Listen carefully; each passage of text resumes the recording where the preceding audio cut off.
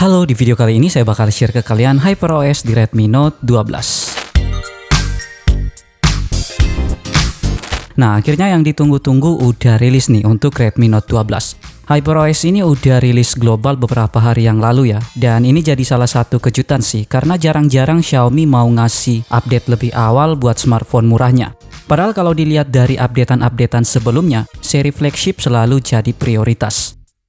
Oke, nggak usah lama-lama, langsung aja kita bahas dan lihat apa aja sih yang baru di HyperOS Global Redmi Note 12.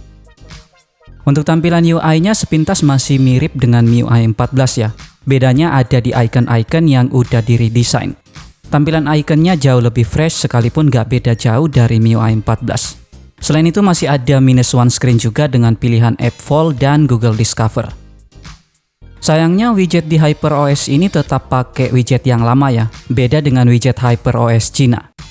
Tapi ini bukan hal baru lagi sih, karena selama ini setiap kali updateannya udah rilis di luar Cina, banyak fitur-fitur yang bakal dihilangkan atau dibikin beda.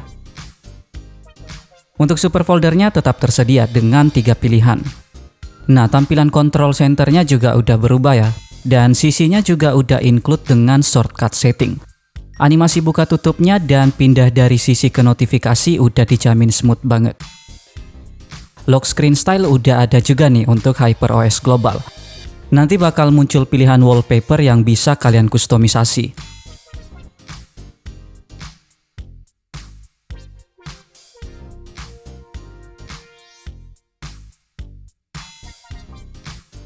Di sini ada pilihan settingan buat ganti wallpaper lock screen dan buat nambahin filter.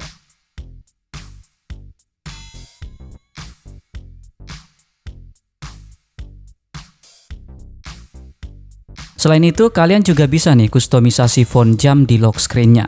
Kita bisa atur warnanya, dan pilihan font jamnya juga udah lumayan banyak.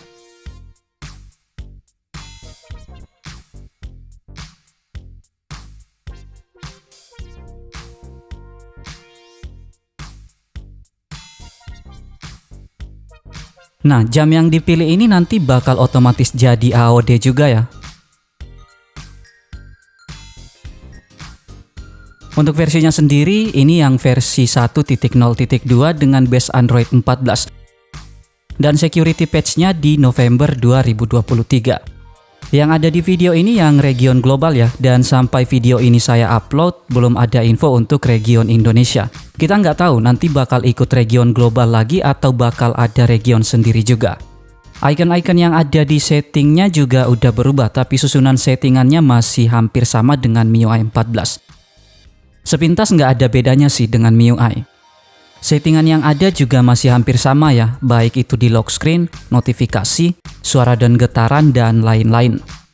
Di settingan notifikasinya udah ada tambahan on-off label icon untuk sisinya. Jadi buat kalian yang belum begitu hafal shortcut di sisinya, kalian bisa aktifin labelnya.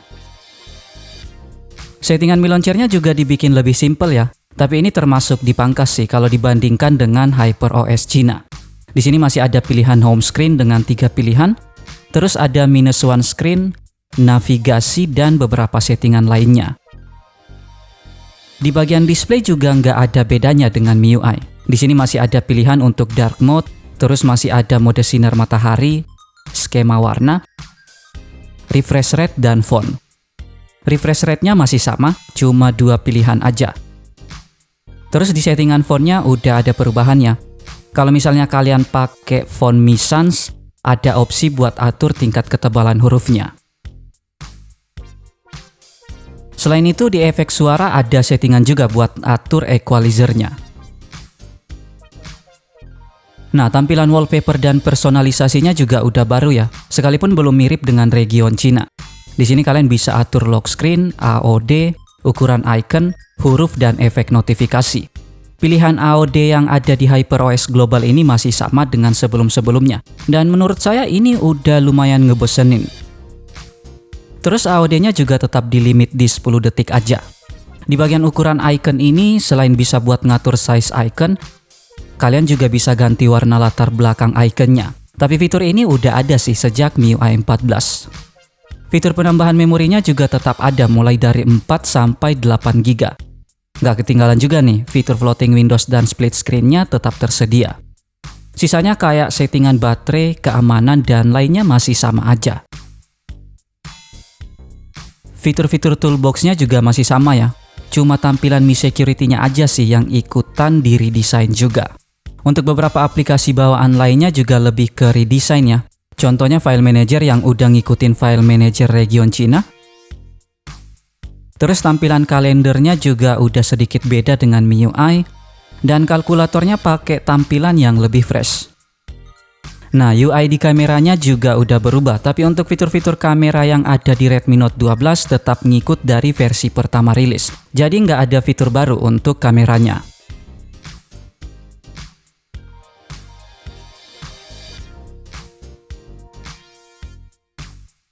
Selain itu, galeri editornya juga masih sama aja ya. Nggak ada tambahan fitur AI untuk hapus objek atau hapus orang. Terakhir untuk screen recordnya udah ngalamin peningkatan nih. Kualitas videonya udah support sampai 100 Mbps. Terus sumber suaranya udah ada pilihan untuk sistem dan mic sekaligus. Dan frame rate-nya udah support sampai 90 fps. Setelah coba HyperOS ini sekitar 2 harian, yang paling kerasa sejauh ini ada di UI-nya sih, yang memang beneran lebih smooth dari MIUI 14. Terus selain itu, suhu di Redmi Note 12 juga menurut saya jauh lebih adem dan baterainya nggak seboros MIUI 14. Untuk bug, sejauh ini saya belum temuin ya. Jaringan atau sinyal kartu SIM-nya juga aman banget, nggak hilang-hilang. Kurangnya, untuk beberapa aplikasi bawaan Xiaomi masih sering nampilin iklan kayak gini ya. Contohnya pas buka file manager atau beberapa aplikasi bawaan lainnya. Oke, kita lanjut ke cara installnya.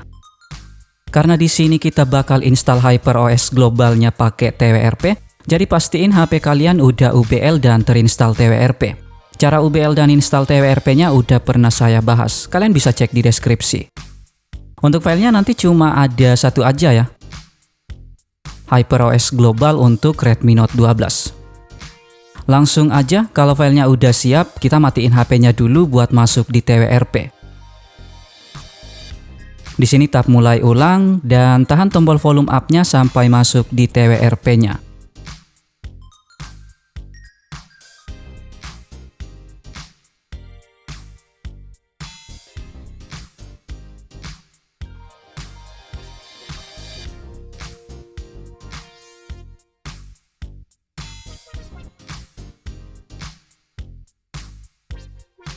Oke, kalau udah di TWRP kayak gini, langsung masuk aja di menu install dan cari file HyperOS Global yang tadi udah disiapin.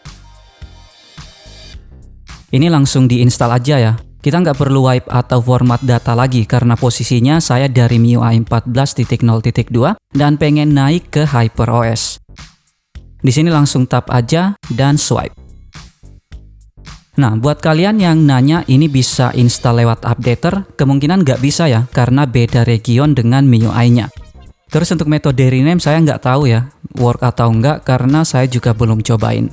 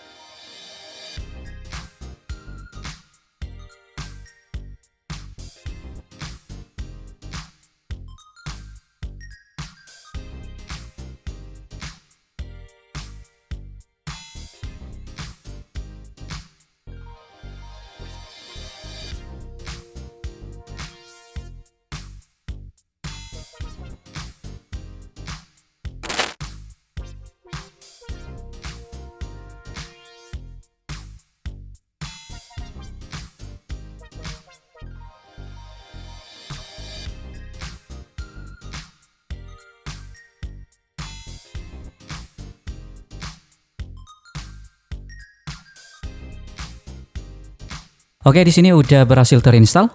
Nanti kalau misalnya ada error-error kayak gini, kalian abaikan aja. Terakhir tinggal wipe Dalvik dan reboot sistem.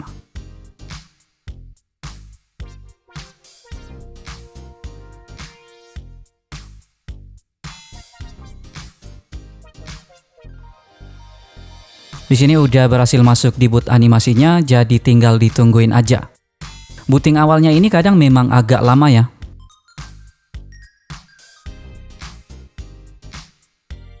Oke, HyperOS-nya udah berhasil terinstall.